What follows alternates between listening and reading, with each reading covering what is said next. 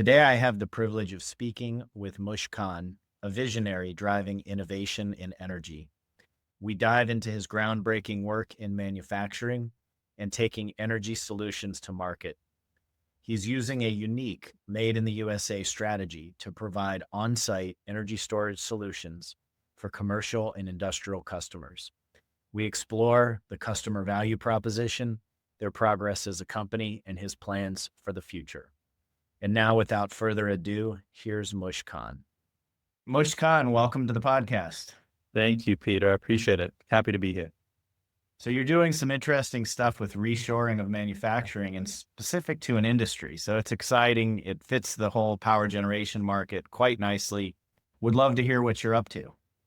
Yeah, thanks, Peter. I appreciate it. I'll give you a little bit of history. It might be helpful for your audience. So my whole career has been in the commercial and industrial industry, providing manufacturing services, software solutions, other services. And so I've learned a lot about this particular industry.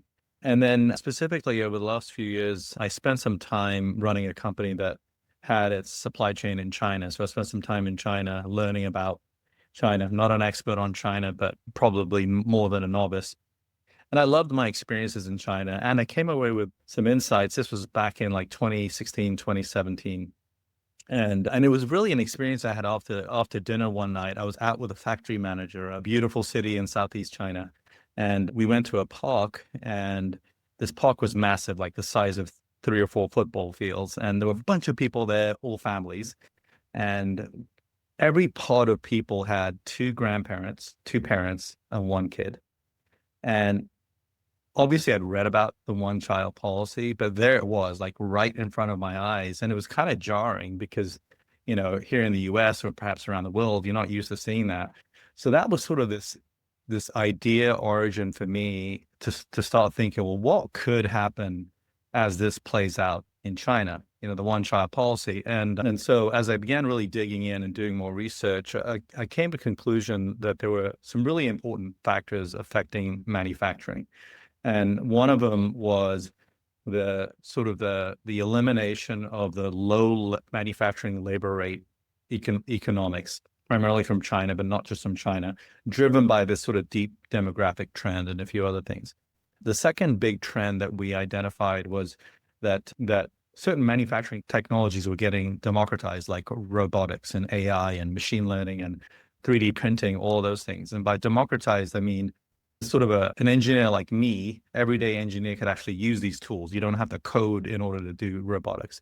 The third thing is that the third macro was that the demand for products was going to continue to grow, manufacturing products, especially in home countries like the United States.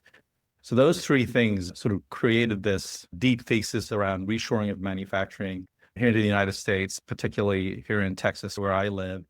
And that's what sort of created this thinking. And then after a few other iterations, we realized that if we were going to reshore manufacturing and reindustrialize the United States, that we're probably not going to have enough power to drive this new manufacturing base or industrial base. So we decided to focus on power.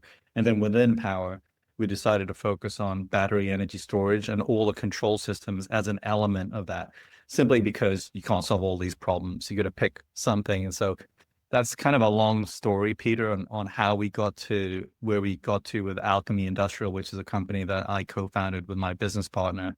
And that was about 4 years ago. And then COVID happened, the Inflation Reduction Act passed, and a few other things happened, which really juiced this whole idea of making stuff here. So that's what brought us to this point in time. Hopefully that makes sense.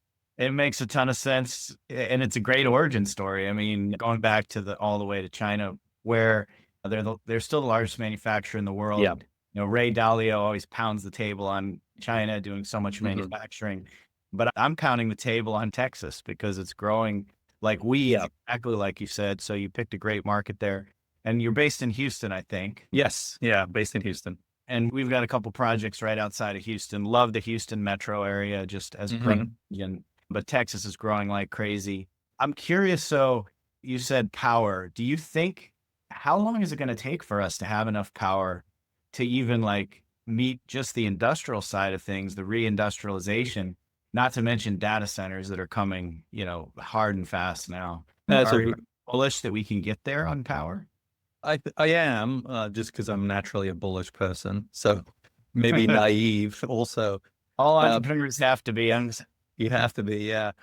I think it's actually a very difficult problem to solve. So, and you nailed it. So there's reindustrialization. There's obviously a lot of discussion on EV adoption, but in general, economies tend to electrify as they get more advanced. And then data centers, which was something that I didn't think about until maybe 18 months ago when my oldest kid introduced me to Chat GPT, and I said, what the heck is that? And pulled on that string and learned a lot about, what is involved.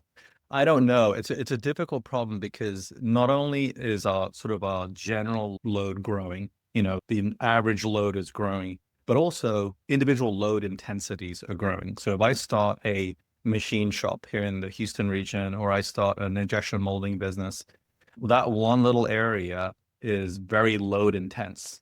It's not like a warehouse with some equipment moving around. It's sucking up a lot of electrons in a small period of time.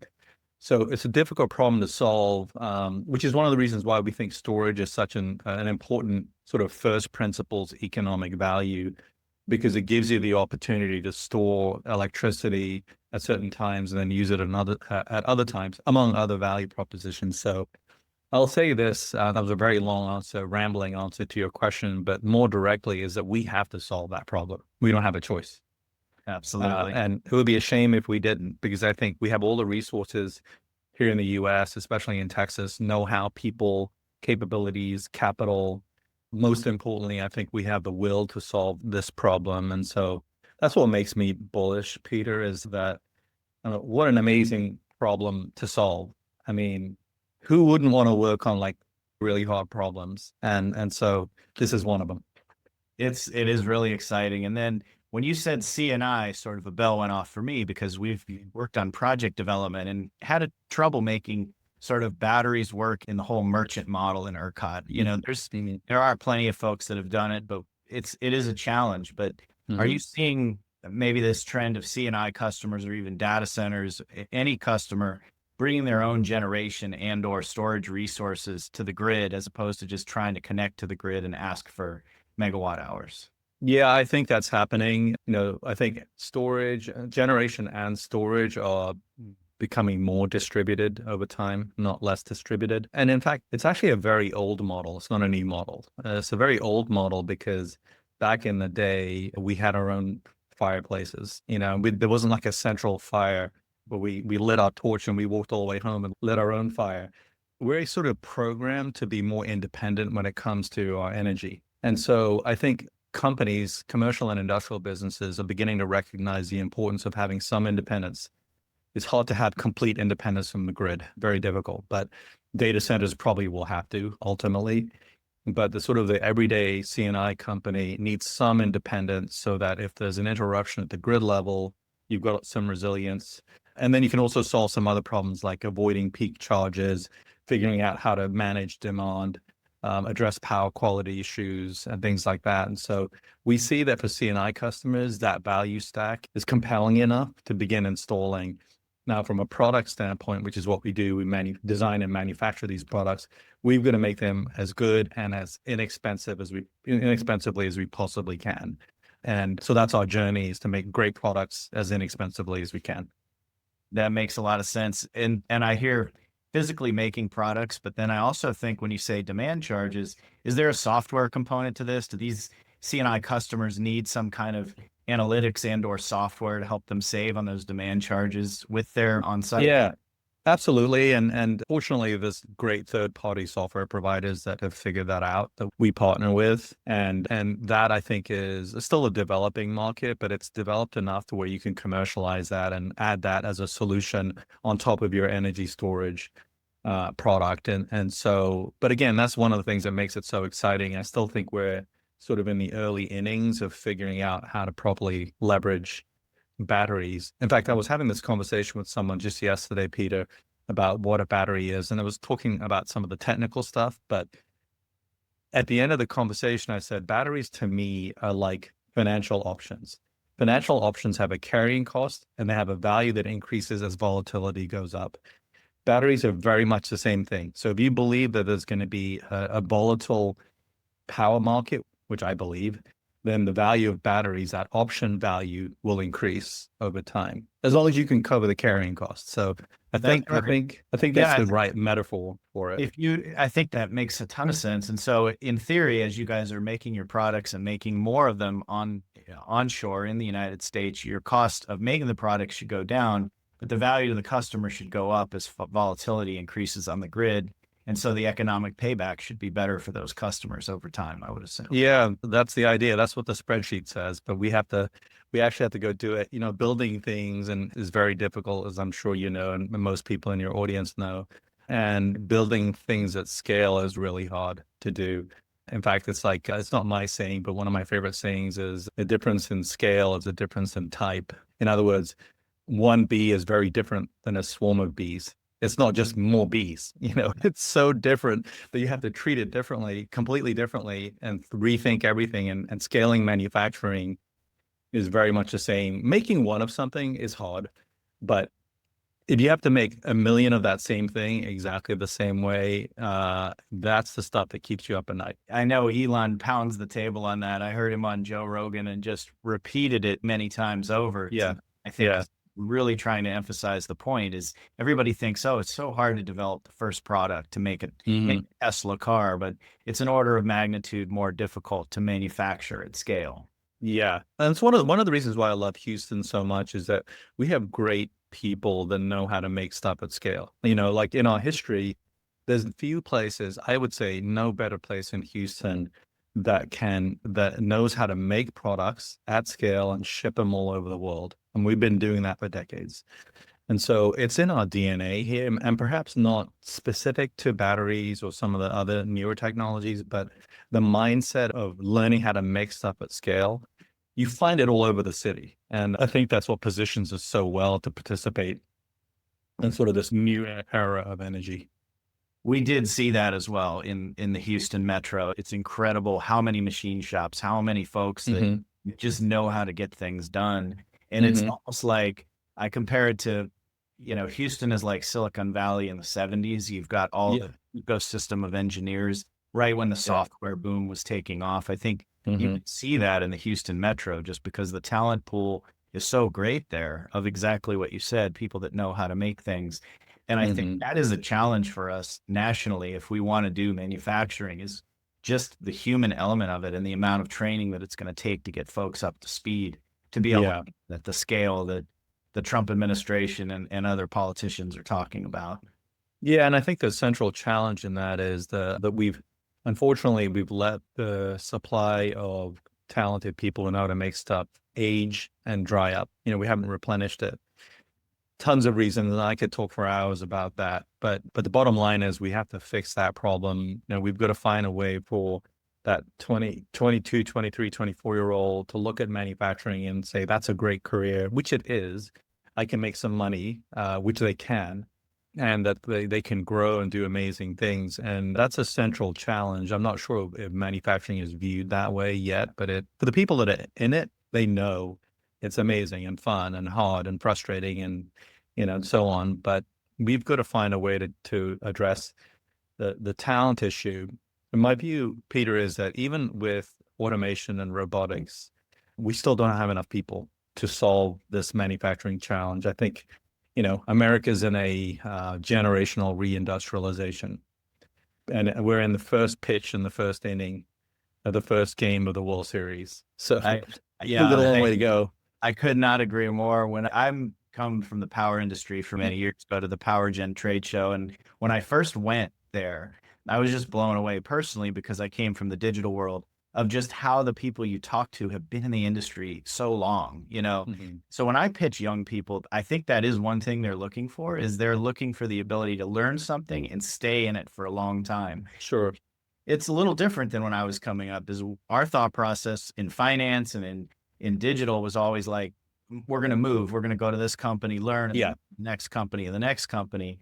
But I think the Gen Z folks are really looking for a de-risking a little bit and looking to Yeah. kind of build for the long term. So I pitch many young people on, come with me to the Power Gen show, just Yeah. talk to people, and you'll see that there's an opportunity in this industry to learn and grow over a long period of time. Yeah, and I think you're right, and it's incumbent upon us as people in the industry to tell the story better. I don't think we do a very good job at all about telling the story, and there's probably several reasons for that. But, I think it's important that we do tell the story to the young people, as you've mentioned. I also think that, you gotta let go of this, of the ideas that we've all heard about young people don't wanna work and, blah, blah, blah. I think most of that's bullshit, They okay? want to Or work. they wanna work, but there are other things that are important to them, and I've got two kids, one in college with about 2 years left in a chemical engineering program. My oldest just graduated last year in aerospace engineering, and Congratulate. And thank that's you. the Yes, most important thing I think we do, right? Because, it is. it's the legacy. It is, and I'm happy there's two more engineers that'll be roaming the planet. Not that engineers solve all problems, but they solve all the problems that engineers can solve. That's So right. And you want people that know how to do something. yeah, They can make things happen. and I think that's it, and maybe literally make things happen. And Yes. I think that as I look at my oldest son and his friends, I do see sort of a changing mindset towards working. I mean, they're all hardworking, excuse me, young people. And, many of them are engineers, not all of them. They all want to solve interesting problems. They want to work for good leaders. Like none of them want to work for assholes. Who does? All of us have, and they want to work for a company that they feel like, they can, when they tell their friends who they're working for, they can be proud of that. And these are understandable things that young people want, and they don't want to come in at 10 and leave at 2. That's not it. No, That's I agree with that. My son's in college also, or in master's degree, going to graduate soon. He's on the awesome. computer science side, but yeah, when I talk to him and show him opportunities, he's always thinking about, is this a good company that I can be proud of? To your point, Yeah. it's not Yeah. just about, will the company make money? Will I get options and make money? But am I proud of the mission of the Hmm.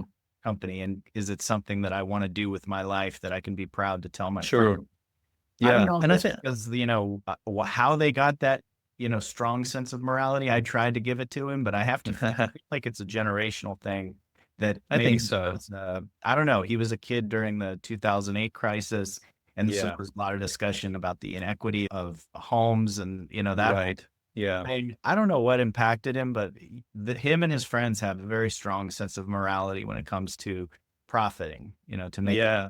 so Well, I think it's certainly understandable of a young person. I'm not going to call it cynicism, but has questions because of events like you just described, Peter, the 2008 crisis, and and what's happening around the world, and in news. When you kind of when you add up all the like really big and bold and amazing things happening in the world versus all the really shitty stuff, it's easy to get sucked up into the shitty stuff. And so it's understandable that the response in a young person is, I don't want that. I want to build something great and meaningful, and I want to have a real seat at the table. And it's not that the 22-year-old wants to be CEO after 6 months. And first of all, if he or she does, I think that's good. yes, they Why should not? absolutely, Yeah, shoot for now the moon. we got to guide them, but still. So in manufacturing, we've got to find a way to bring the best and the brightest into the industry that can solve these kinds of problems. And God knows there's so many of these problems that are worth solving for humanity, and because energy is one of those things that is it's the key that unlocks some of the most important locks around the world. And energy is one of those things that will can liberate and does liberate humanity in lots of different ways. I mean, we need it. No doubt, upward mobility is Hmm. really unlocked, but I think Hmm. for people by low Hmm. cost energy. Yeah, think about this. I imagine the cure for cancer is sitting in a little girl's head in Africa for want of a light bulb. And Yeah, so that's what energy is and has been and what could be. And so I'm personally proud to be working on this problem. And I think that young people, we need them. We need the way they think in order to help solve these problems. that's extremely true. So I want to transition a little bit into your company and what Sure. you guys are doing. I'd like to, if you could get into the weeds a little bit of your Yeah. solution and what value it drives for CNI customers. Yeah. And just, you don't have to give me the sales pitch, but, kind of, what's the value for the C&I customer of your product, and Yeah, how are you guys going to market with your strategy? sure. Sometimes it's hard for me not to give the sales pitch. As much as you want. Well, so fundamentally, what we're doing is that we buy cells, so battery cells that go into ultimately a battery energy storage system. We take those cells, we integrate them with a battery management system. We assemble them together, turn them into sort of the next biggest building block, a module, turn that into a pack, and then pack into a system. And the How system big is a includes, module in size, just to give people a sense that don't know the industry? yeah, the way to think about it, the way I think about it is imagine a like a fat server. You've all seen servers and server racks, like something's bigger than that, maybe a little more boxy. Okay. That's sort of the size of a module, really heavy because it contains batteries are mostly metal, so these things are very heavy. Are And these then lithium ion batteries? Is yeah, that we focus technology? on lithium ion. There's different kinds of lithium ion. The technology that we use is LFP or lithium iron phosphate. And we chose that technology because it's today the most commercialized, reliable, tested, certified technology out there. And we don't want to take technology risk at that level. So we'll buy the cells, we'll turn them into these individual building blocks, and then assemble the building blocks into complete systems. So most of what we do today is integrate a variety of these technologies together to produce a product that someone can actually buy. Over time, we'll make more and more of the building blocks ourselves, but today it's really assembly. And so the way I think about a product that is good for a commercial and industrial customer is something that's ready to use. So commercial and industrial customers, let's imagine a machine shop owner. The machine shop owner doesn't want to spend any time thinking about electricity. They think about getting an order out or covering for someone that may be out sick or whatever the case might be. So the products that we make for CNI have to be we think about it in four ways. Easy to choose, easy to buy, easy to install, and easy to own. So it has to be easy across the board. And we're all consumers. We want this too. None of us want to work hard to buy and own the stuff that we buy and own. So with a commercial industrial customer, it has to be productized in that kind of a way. So we think a lot about how to make things very easy for someone to buy and own. Got it. And so take this machine shop, just ballpark, how many megawatt hours or what size of a customer is that? And then Yeah. bring in the battery for them you go from the module to the pack. How Hmm. footprint of that, and sort of how many megawatt hours are they gaining slash storing, and Sure.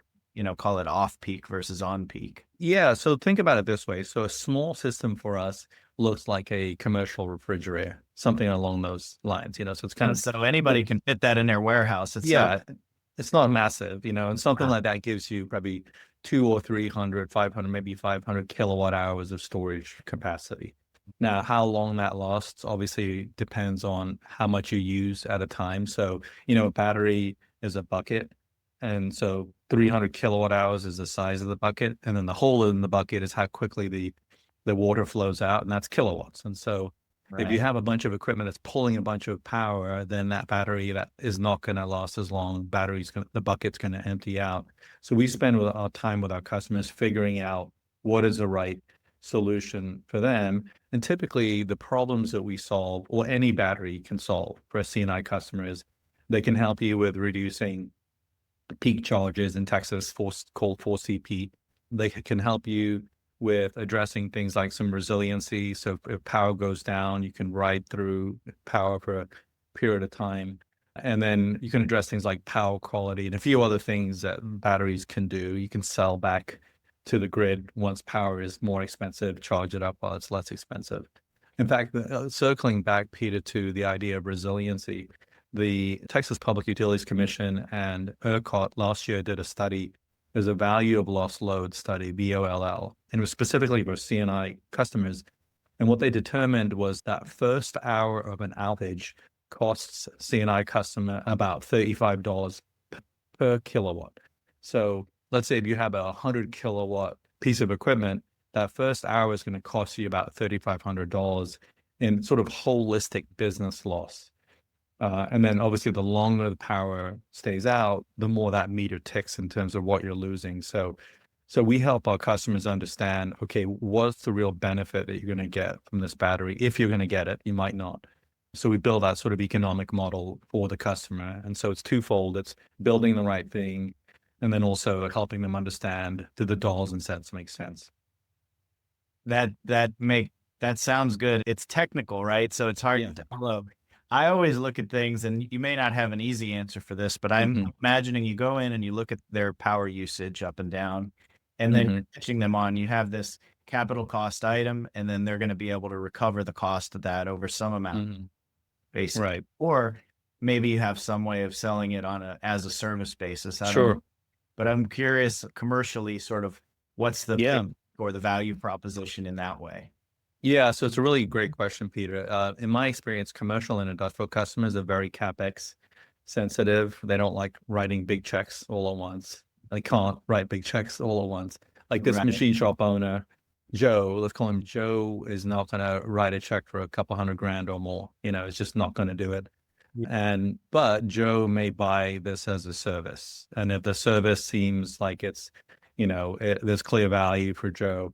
So part of what we're trying to think through at our stage now is, can we offer this as a service? Do we partner with somebody that can offer this as a service? Because the funding requirements are different. So if I sell a widget and, for $1 and I get my dollar back in 30 days because the customer pays the invoice, that's model number one. The model number two is I take that widget and the customer pays me for that widget over 3 years, let's say, then I have to finance my business differently. So there's a lot to sort of think about when doing that. So I think ultimately CNI customers will only buy at scale if it's offered as a service rather than as a, write one check. Joe doesn't have that in his bank, to No, write I one think check. that's right. It makes sense. And we worked a little bit with a company called Enchanted Rock that sells Mhm. backup to CNI customers. Sure. Yeah. It's an engine-based model, more for, long time grid outages. Uh, Yes. Yeah. I think one of their major advancements as a company, I think they started back in 2016, was when they went to the as a service model, because the Yeah. alternative previously was just to go pay CapEx for a diesel genset Sure. out there. So it's very polluting and it's never being used when Hmm. customer isn't using it. But you bring in this natural gas genset model offered as a service, and now the customer is able to, afford it without having to come Hmm. pocket for a lot of CapEx. And also they were selling the megawatt hours when unused into the grid to help Yeah. recoup the capital cost for the customer, which I thought was a good model as well.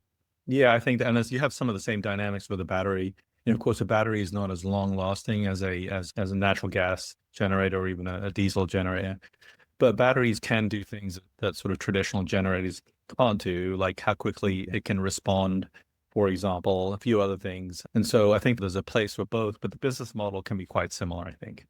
No doubt. And I'm sure there's a lot of finance folks in the audience, hopefully, that would love to finance anything as a service because it's Sure. very attractive for them. And of Yeah. course, business model wise, the valuation of the company only goes up when you have the recurring revenue versus these one-time sales. So, Yeah, you do. And it's more operationally complex, or I should say, a different kind of operational complexity to finance something. Just look at credit risk, for example. Where if we're selling a widget, we're taking X amount of credit risk. If we're leasing a widget by any other name, then that's also a different kind of credit risk. And so, but you're right. Generally speaking, I think recurring revenue models are going to be better, I think. And then our view is that batteries, the utility will increase over time.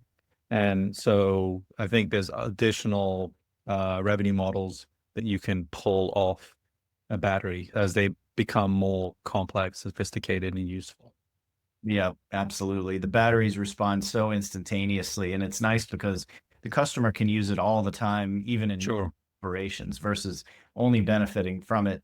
I think with the diesel gas gen sets, they're only going to benefit from it if there's a grid outage, and Yeah. hope we have a lot less grid outages than we used to have, right? If we're Yeah, I hope so. Yeah, increase, I know the Texas is trying really hard to increase generation. Got sure. Texas Energy Fund and other avenues to try and do that on a large scale at the grid.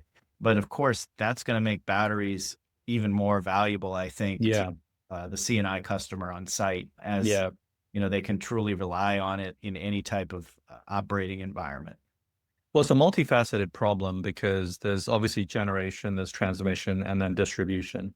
And so many of the problems that we have, at least in Southeast Texas, are distribution oriented. We have a major storm that comes through, a big wind event, pine trees on Memorial Drive fall down and pull down power lines. And so that's not a generation problem, but a distribution problem. And so, a lot's happening there. Obviously, we've got above ground wires. It's hard for someone to pay to get all those wires buried. I don't know which economic model pays for that, but and then if you look at things like even our transformer infrastructure that's throughout the distribution model, most of those transformers are years old, decades old, probably. That infrastructure is old infrastructure. And so it makes it very susceptible to weather-related outages. And I think I have this data correct that Texas has experienced the most weather-related outages versus any other state, which makes sense based on not only the fact that we're on the Gulf Coast, but also there's a ton of people that live, in Southeast Texas, and Yeah, so just a huge number of people and growing like weeds. And so, yeah, stretches the grid. And then you've got extreme weather events yeah, off the Gulf Coast. It's kind of the perfect storm. it is, yeah, literally and figuratively. And this sort of goes back to what we discussed earlier about a battery thriving in increased volatility environments, and so I think that's what's going to continue to happen. And it's very hard to build out this distribution infrastructure and generation infrastructure, transmission infrastructure as quickly as we need it. And so it's an interesting time, that's for sure. Of For sure. Well, Mush, this has been awesome. I really appreciate having you on. course. Could you tell the audience sort of number one, how can they get in touch with you and who are the type of people that should reach out? Is it the CNI customers? Are you guys raising capital? Who are the folks that should be Yeah. reaching out to you? Yeah. So let me address capital first. So most likely we'll raise some external capital in 2025. We want to make sure that what we have is legit. The pipeline is legit. The pipeline of business that we have that we've executed and we can show people that we've executed. And I think we're very close to being able to say that without, passing the red face test, so to speak, and so in terms of the types of customers, yeah, very much anyone that's an owner or operator in the commercial and industrial environment. It could be Joe and his machine shop, or it could be other service providers that are working with Joe and who are in the power business. And we'd love to partner with people like that. In terms of being able to find me, I'm on LinkedIn. I post regularly on LinkedIn. So Mush Khan, Mushkhan, direct message me there. I'm happy to talk to anyone that's working on this problem too. I think we're all trying to figure it out together. And I would leave you with this, Peter. I think we're in such a transformational time in America with its reindustrialization, with all the challenges and the opportunities that we have, that I think we're in a time of cooperation and not competition inside the US. There's plenty of competition everywhere else.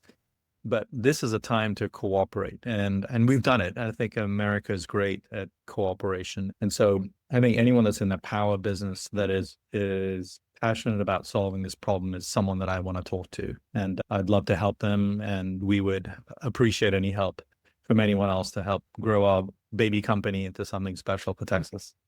That makes a lot of sense. And there's no better place to be than Houston with all the large strategics there. I'm sure a lot of them would like a window into the CNI market and a Yeah. solution they could potentially offer. So in our capital raising experience, we focus heavily on strategic Mm. investors, particularly in this sector. So Great. Moshe, it's been really great having you on. Thanks for being so transparent about your company's phenomenal business. And we wish you the best of luck and continued growth. Thank you, Peter. I appreciate it.